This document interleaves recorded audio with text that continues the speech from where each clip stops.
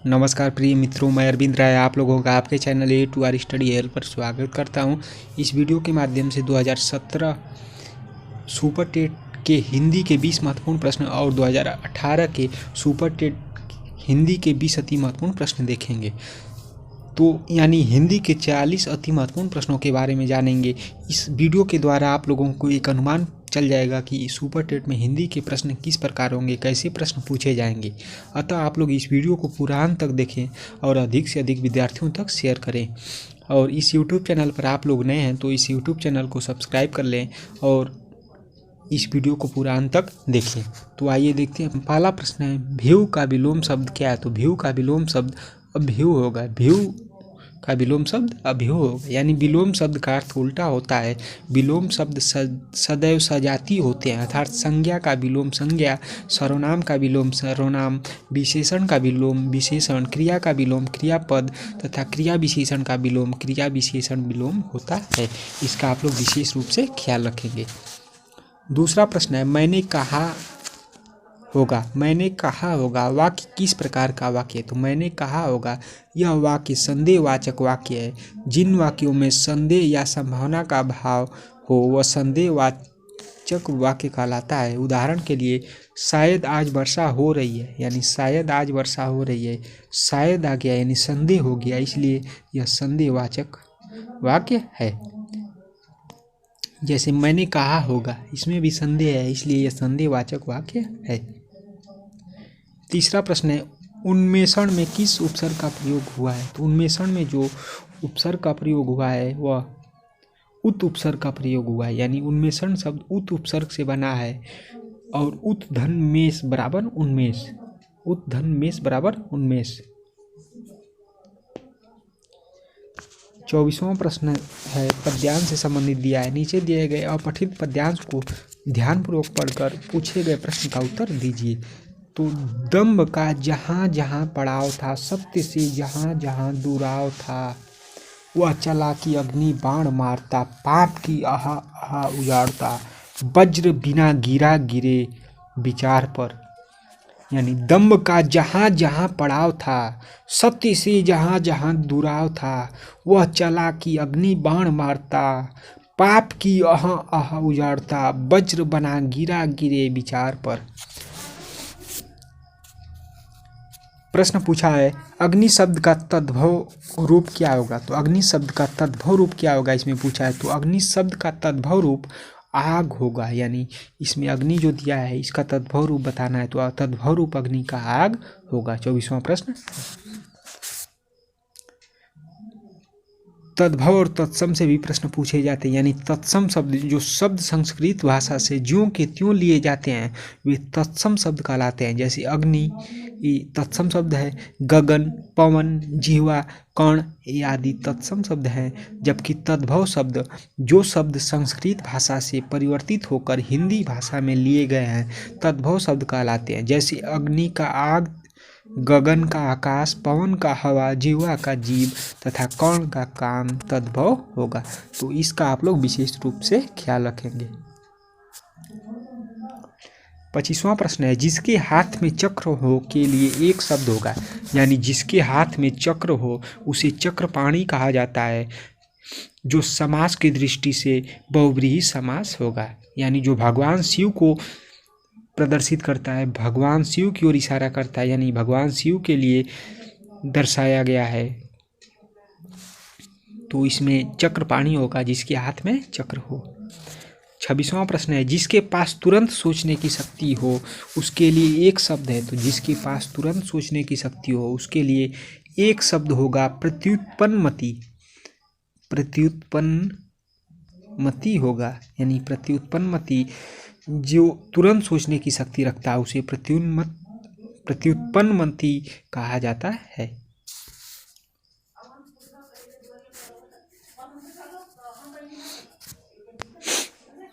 अगला प्रश्न है, वीर रस का स्थायी भाव होगा। तो वीर रस का स्थायी भाव उत्साह होगा, यानी रस किसे कहते हैं, रस के प्रकार भेद इन सब के बारे में भी आप लोग अच्छे से देख लेंगे। तो वीर रस का स्थायी भाव उत्साह होगा। रस काव्य की शोभा बढ़ाने वाले, यानी काव्य को पढ़ने या सुनने से जिस आनंद की अनुभूति होती है उसे रस कहा जाता है। हिंदी में कुल मूल रसों की संख्या 9 है, जिसमें श्रृंगार रस, हास्य रस, करुण रस, रौद्र रस, वीर रस, भयानक रस, बीभत्स रस, अद्भुत रस, शांत रस, निर्वेद रस ही रसों की कुल संख्या है। जिसमें श्रृंगार रस का अस्थायी भाव रति, हास्य रस का हास, करुण रस का शोक, रौद्र रस का क्रोध, वीर रस का उत्साह, भयानक रस का भय, बीभत्स रस का जुगुप्सा, अद्भुत रस का विस्मय और शांत रस का निर्वेद। तो इस प्रश्न में पूछा है वीर रस का स्थायी भाव, यानी अस्थायी भाव से भी प्रश्न पूछा जा सकता है। तो वीर रस का स्थायी भाव उत्साह होगा। अगला प्रश्न है कंघी का तत्सम होगा, तो कंघी का तत्सम कंकती होगा, यानी कंकती जो है यह कंघी का तत्सम रूप है। तत्सम से देखिए दो प्रश्न पूछा है तत्सम पदों से। अगला प्रश्न है पर्वत के ऊपर की समतल भूमि के लिए एक शब्द बताइए। तो पर्वत के ऊपर की समतल भूमि के लिए एक शब्द अधित्यका होगा, यानी अधित्यका का मतलब पर्वत के ऊपर की समतल भूमि को अधित्यका कहा जाता है। अधित्यका। प्रधानमंत्री में कौन सा समास होगा? तो प्रधानमंत्री में कौन सा समास होगा, यानी मंत्रियों में जो है प्रधान, यानी बहुब्रीहि समास का यह उदाहरण है। बहुब्रीहि समास का उदाहरण है, यानी प्रधान व्यक्ति की चर्चा हुई है, इसलिए इसे बहुब्रीहि समास इसका आंसर होगा। बहुब्रीहि समास में पूर्व पद तथा उत्तर पद दोनों गौण होते हैं तथा तीसरा पद प्रधान होता है, साथ ही अर्थ भी प्रधान होता है। जैसे 10 धन आनन बराबर 10 आनन, यानी किसी तीसरे को दर्शाता है। अगला प्रश्न है राम का घर दूर है, इस वाक्य में कौन सा कारक है? तो राम का घर दूर है, इस वाक्य में कारक जो होगा वह संबंध कारक होगा, यानी संबंध बता रहा है। राम का घर यानी संबंध बता रहा है, ये राम का घर दूर है। हिंदी में कुल 8 कारक होते हैं, जिसमें कर्ता ने कर्म को करण से द्वारा संप्रदान के लिए अपादान से पृथक होने में, यानी अलगाव में प्रयोग किया जाता है। संबंध का, के, की, रा, रे, री, नाने, नी का प्रयोग होता है। अधिकरण में पर आदि का प्रयोग होता है। संबोधन में हे, अरे आदि का प्रयोग होता है। तो इसका आप लोग विशेष रूप से ख्याल रखेंगे। अगला प्रश्न है वो अपना सिर खुजलाता है, वाक्य में सकर्मक या आकर्मक क्रिया कौन सी होगी? वो अपना सिर खुजलाता है, इस वाक्य में सकर्मक क्रिया है, यानी सकर्मक क्रिया है। वो अपना सिर खुजलाता है, वह सिर खुजलाता है, ये अकर्मक हो जाएगा। जबकि वह अपना सिर खुजलाता है, यह सकर्मक, यानी इसमें कर्म साथ है। वह अपना किसका? अपना सिर खुजलाता है, इसलिए यह सकर्मक क्रिया होगी। कर्म के आधार पर क्रिया के 2 भेद होते हैं, जिसमें पहला सकर्मक क्रिया, दूसरा अकर्मक क्रिया। सकर्मक क्रिया जिस क्रिया के साथ कर्म होता है, अर्थात जिस क्रिया का फल कर्म पर पड़ता है, उसे सकर्मक क्रिया कहते हैं। जैसे राधा फूल तोड़ रही है, इस वाक्य में प्रभाव कर्ता पर न पड़कर कर्म फूल पर पड़ रहा है, इसलिए यह सकर्मक क्रिया है। जैसे मोहन गेंद से खेल रहा है, इस वाक्य में प्रभाव कर्ता पर न पड़कर कर्म गेंद पर पड़ रहा है, इसलिए यह सकर्मक क्रिया होगी। और अकर्मक क्रिया जिस क्रिया का फल कर्म पर न पड़कर कर्ता पर पड़ता है, उसे अकर्मक क्रिया कहते हैं। जैसे राम हंसता है, सांप रेंगता है, यह अकर्मक क्रिया है।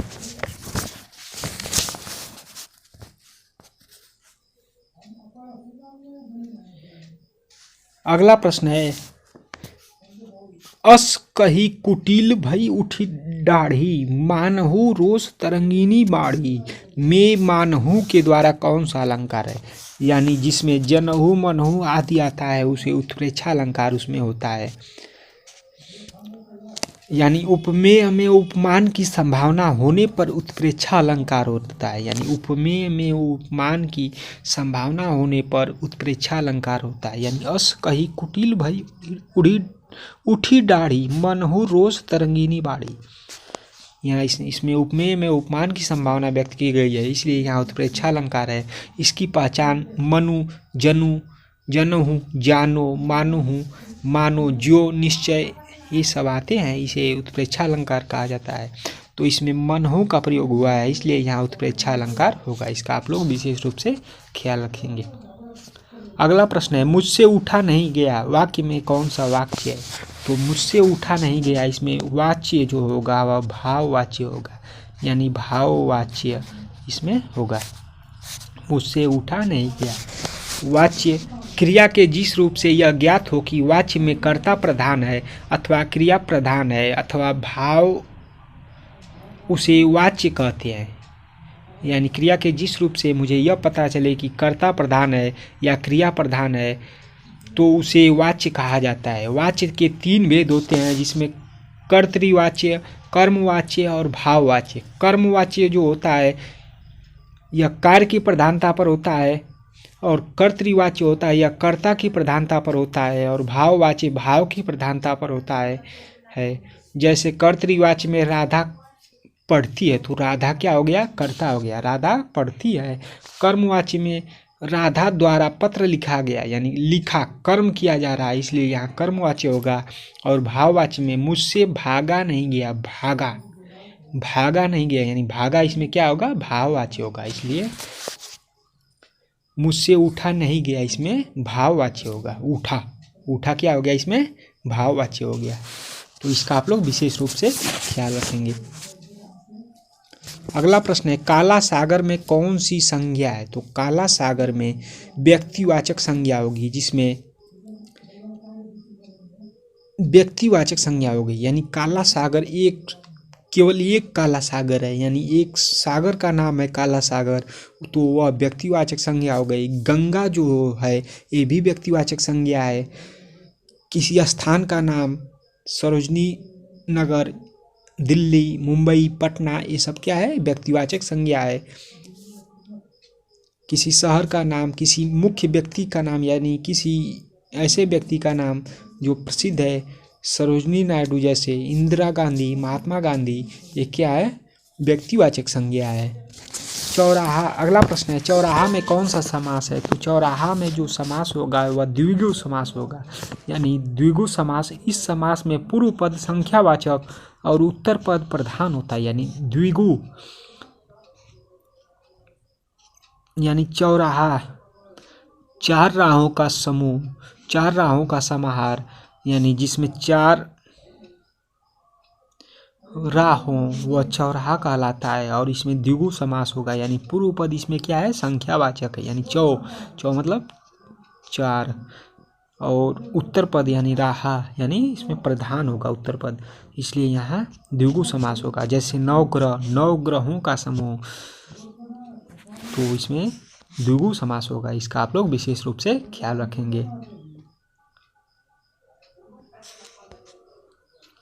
अगला प्रश्न है, नीचे दिए गए अपठित गद्यांश को ध्यानपूर्वक पढ़कर पूछे गए प्रश्न का उत्तर दीजिए। मनुष्य के लिए साक्षरता की सर्वाधिक आवश्यकता है। निरक्षर व्यक्ति अपना विकास नहीं कर सकता। प्रजातंत्र की सफलता के लिए नागरिकों का साक्षर होना आवश्यक है। साक्षरता प्रतीक है स्वतंत्रता एवं विकास का। यदि इस अभियान की सफलता और विफलता का निष्पक्ष दृष्टि से विश्लेषण करें तो हमें पता चलता है कि यह अभियान जन जागृति लाने में सफल रहा।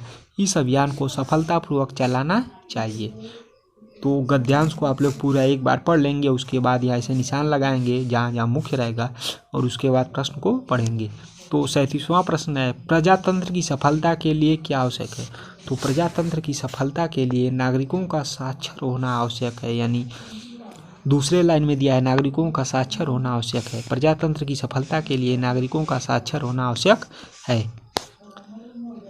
दूसरा प्रश्न है, सुष्टि का तद्भव शब्द क्या होगा? तो सुष्टि का तद्भव शब्द सोंठ होगा, यानी तद्भव तत्सम के बारे में भी आप लोगों को जानना है। तद्भव तत्सम से 3 प्रश्न लगभग हो गया इसमें। तो सुष्टि का तद्भव शब्द सोंठ होगा। अगला 40वां प्रश्न है, लिखावट शब्द में किस प्रकार का प्रत्यय है? तो लिखावट शब्द में आवट प्रत्यय है, यानी वे प्रत्यय जो किसी धातु में जोड़े जाते हैं कृत प्रत्यय कहलाते हैं, तथा कृत प्रत्ययों से बने शब्द कृदंत शब्द कहलाते हैं। जैसे लिखावट में लिख धातु है और आवट कृत प्रत्यय है, इस प्रकार निर्मित नया लिखा शब्द लिखावट कृदंत शब्द है। तो लिखावट शब्द में आवट प्रत्यय होगा। तो इन सब का आप लोग विशेष रूप से ख्याल रखेंगे।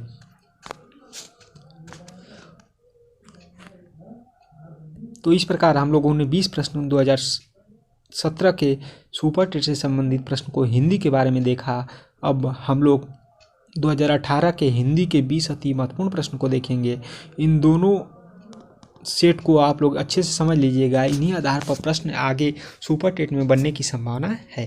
तो आइए देखते हैं दूसरे प्रश्न के बारे में। उनसे जुड़ते यानी प्रत्यय से संबंधित प्रश्न पूछा है। तो कृदंत प्रत्यय क्रिया शब्द से जुड़ते हैं, यानी क्रिया के धातु रूप से प्रयुक्त होकर कृदंत प्रत्यय संज्ञा तथा विशेषण शब्दों का निर्माण करते हैं। जैसे लड़ाई, लड़ाई शब्द में लड़ क्रिया का धातु स्वरूप है, जिसमें आई प्रत्यय लगाने से संज्ञा शब्द लड़ाई बन गया है। तो कृदंत प्रत्यय में किन शब्दों के साथ जुड़ते हैं? तो क्रिया शब्द जुड़ते हैं। दूसरा प्रश्न है, जो व्याकरण जानता है वाक्यांश के लिए एक शब्द है। तो जो व्याकरण जानता है उसके लिए एक शब्द व्याकरण होगा, यानी जो व्याकरण जानता है उसके लिए एक शब्द व्याकरण होगा। और वैज्ञानिक, जो विज्ञान जानता है उसके लिए वैज्ञानिक। और जो बहुत कुछ जानता है, जो बहुत जानता है उसके लिए बहुज्ञ। और जो शास्त्र जानता है उसके लिए शास्त्राज्ञ होगा।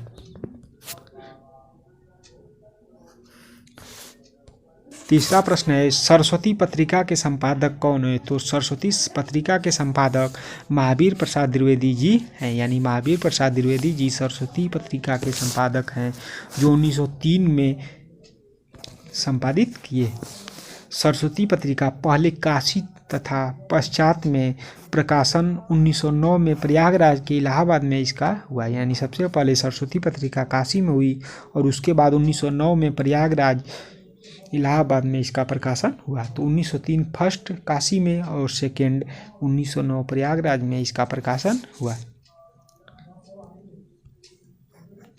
अगला प्रश्न है, चिदंबरा पर ज्ञानपीठ पुरस्कार प्राप्त हुआ। तो चिदंबरा पर ज्ञानपीठ पुरस्कार सुमित्रानंदन पंत जी को चिदंबरा पर ज्ञानपीठ पुरस्कार मिला। यानी सुमित्रानंदन पंत को काव्य कृति चिदंबरा पर ज्ञानपीठ पुरस्कार 1968 ईस्वी में मिला। यानी 1968 ईस्वी में चिदंबरा को ज्ञानपीठ पुरस्कार मिला।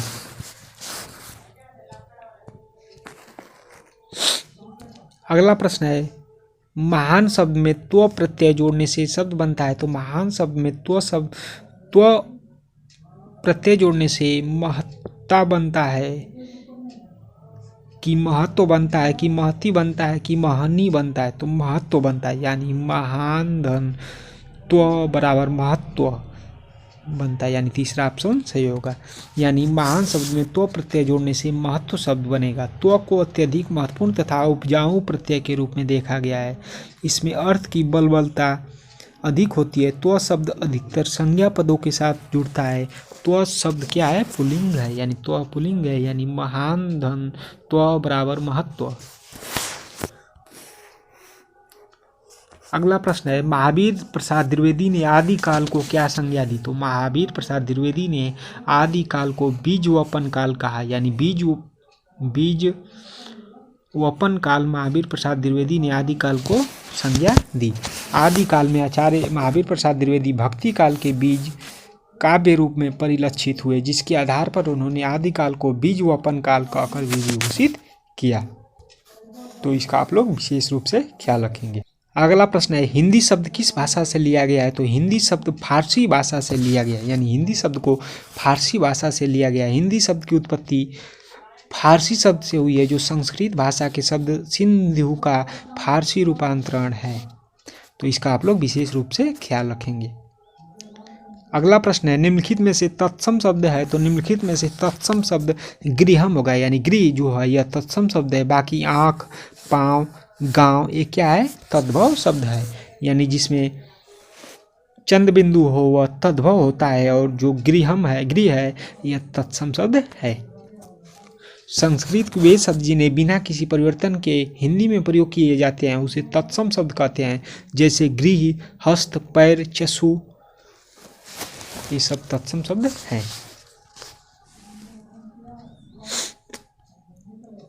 अगला प्रश्न गद्यांश से संबंधित दिया है, जिसमें 9 से 10 तक प्रश्न होंगे, यानी 9 और 10 दो प्रश्न होंगे।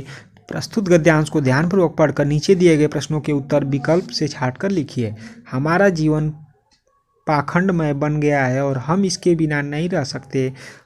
आपने सार्वजनिक जीवन तथा निजी जीवन में कहीं भी देखे, हम एक दूसरे को छलने की कला का खुलकर उपयोग करते हैं। इसके बावजूद यह विश्वास करते हैं कि हम ऐसा कुछ भी नहीं कर रहे। हम इस प्रकार की भाषा का प्रयोग करते हैं जिसकी हम अवसर पर कोई आवश्यकता नहीं होती। हम किसी भी बात को यह जानते हुए कि वह सही या सत्य नहीं है, लेकिन उसके प्रति निष्ठा या विश्वास इस तरह प्रकट करते हैं कि जैसे हमारे लिए वही एकमात्र सत्य है। हम सब यह इसलिए सरलता से कर लेते हैं क्योंकि आज पाखंड एवं दिखावा हमारे जीवन का एक अभिन्न अंग बन गया है। आज हम लोगों में से अधिकांश की स्थिति मुंह में कुछ और मन में कुछ और वाली बन गई है। हमने जीवन का अभिन्न अंग किसे बना लिया है, यानी पहला प्रश्न दिया है, हमने जीवन का अंग किसे बना लिया है, तो हमने जीवन का अंग पाखंड और दिखावे को बना लिया, यानी दूसरा ऑप्शन सही होगा। यानी इसमें पाखंड और दिखावे हमने जीवन का विभिन्न अंग बना लिया, यानी जो यहाँ है दिखावे का, यही ऑप्शन इसका होगा। 10वां प्रश्न है, छलने की कला का हम किस प्रकार उपयोग करते हैं, तो छलने की कला का हम खुलकर उपयोग करते हैं, यानी खुलकर हम सार्वजनिक अथवा निजी जीवन में प्रत्येक स्थान समय पर एक दूसरे को छलने की कला का खुलकर उपयोग करते हैं।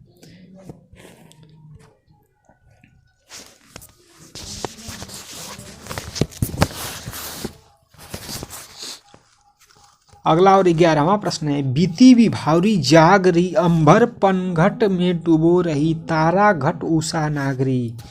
उपयुक्त पंक्तियों में कौन सा अलंकार होगा, यानी इसमें रूपक अलंकार होगा। यानी बीती विभावरी जाग रही अंबर पनघट में डूबो रही तारा घट उषा नागरी, इस पंक्ति में रूपक अलंकार होगा। रूपक अलंकार में उपमेय और उपमान में भेद रहित आरोप होता है, जिसमें अंबर पनघट तारा घट उषा नागरी का प्रयोग प्रदर्शित करता है कि उषा काल रूपी चतुर स्त्री तारों के समूह रूपी घड़े को आकाश रूपी पनघट में डूबो रही है, इसलिए यहाँ रूपक अलंकार होगा। 12वां प्रश्न है, यद्यपि सुजाति सुलक्षणी सुबरन सरस सुवृत भूषण बिनु न विराजई कविता बनिता मित।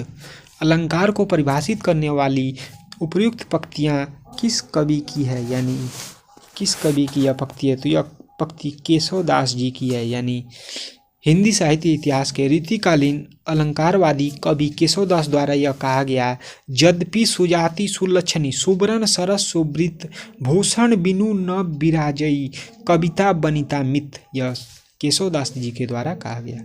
यानी केशवदास की इन पंक्तियों के अनुसार सुंदर लक्षणों, सुंदर रंग एवं सरस गुणों वाली स्त्री कविता तथा मित्रता भी सुरुचिपूर्ण क्यों न हो, किंतु अलंकार के बिना ये तीनों ही विभूषित नहीं हो सकती, ये केशवदास जी के द्वारा कहा गया। अगला प्रश्न है, निम्नलिखित में से कौन सा शब्द सरस्वती का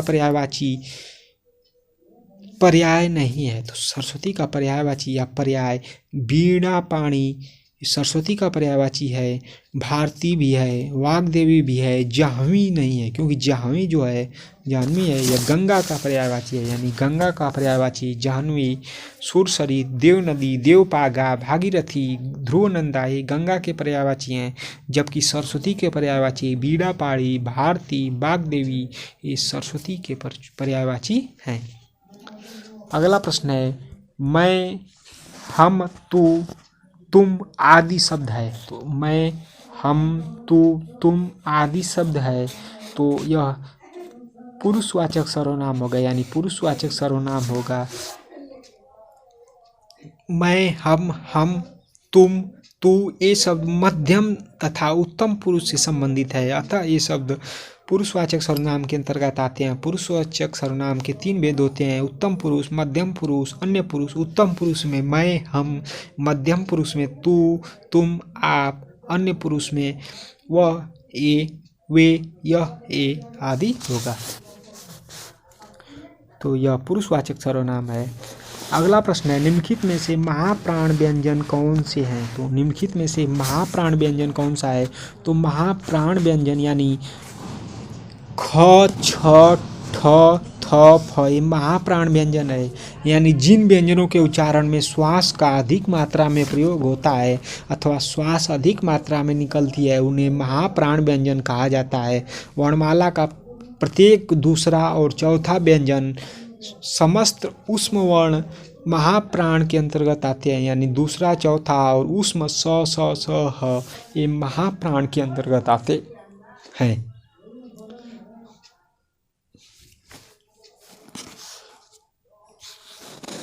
और यहाँ जो ख, छ, ठ, थ, फ दिया है ये महाप्राण व्यंजन भी है और साथ में अघोष वही व्यंजन भी है। अगला प्रश्न है, जब प्रथम शब्द संख्यावाची और द्वितीय शब्द संज्ञा हो तो कौन सा समास होगा? तो प्रथम शब्द संख्यावाची हो, दूसरा शब्द संज्ञा हो तो वहाँ द्विगु समास होगा। यानी प्रथम शब्द संख्यावाची और दूसरा शब्द द्वितीय शब्द संज्ञा हो तो द्विगु समास होगा। जैसे चौराहा, तिरंगा, तिमाही, त्रिलोक, दोपहर आदि ये सब द्विगु समास हैं।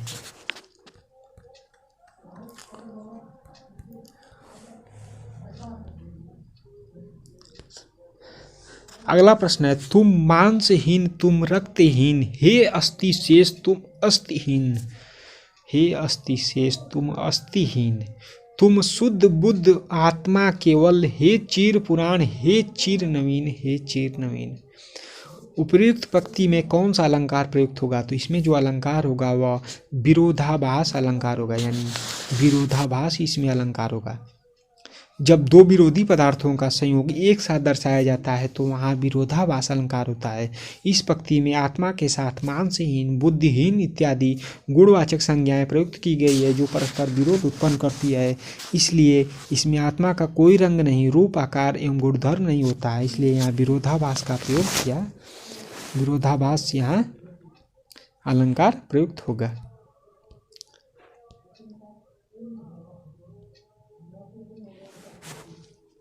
अगला प्रश्न है, निम्नलिखित में से कौन सा योजक चिन्ह है? तो इसमें योजक चिन्ह जो होगा वह योजक चिन्ह तीसरा ऑप्शन सही होगा। योजक चिन्ह ए है और उद्धरण चिन्ह ए चौथा वाला होगा और अल्प विराम दूसरा वाला होगा और विराम पहला वाला होगा। यानी विराम पहला वाला और दूसरा वाला अल्प विराम, तीसरा वाला योजक चिन्ह, चौथा वाला उद्धरण चिन्ह, इस प्रकार होगा। तो विराम चिन्हों के बारे में भी आप लोग अच्छे से पढ़ लेंगे और समझ लेंगे।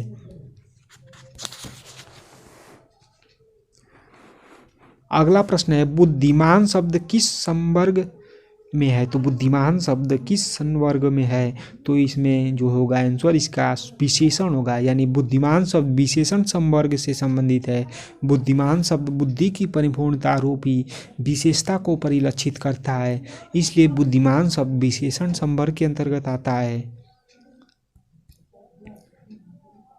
अगला प्रश्न है, कवि का स्त्रीलिंग है? तो कवि का स्त्रीलिंग कवित्री होगा। यानी कवित्री जो तीसरा ऑप्शन है कवित्री, ये कवि का स्त्रीलिंग है और यह कवित्री शुद्ध भी है।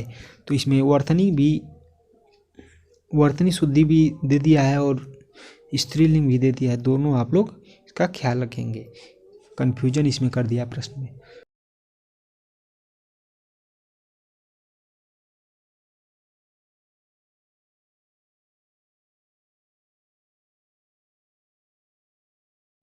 तो इस प्रकार हम लोगों ने हिंदी के 40 अति महत्वपूर्ण प्रश्नों को देखा जो सुपर टेट 2017 और 18 के प्रीवियस ईयर प्रश्न से संबंधित थे। इन्हीं आधार पर प्रश्न बनने की संभावना है, अतः आप लोग इस वीडियो को 2 बार अच्छे से देख लीजिए और इन्हीं आधार पर अपनी तैयारी को अच्छे से करते रहिए। मैं आप लोगों को इसी तरह सभी विषयों के वीडियो आप लोगों तक प्रोवाइड करता रहूँगा। तो मिलते हैं अगले किसी वीडियो के माध्यम से। Thank you so much.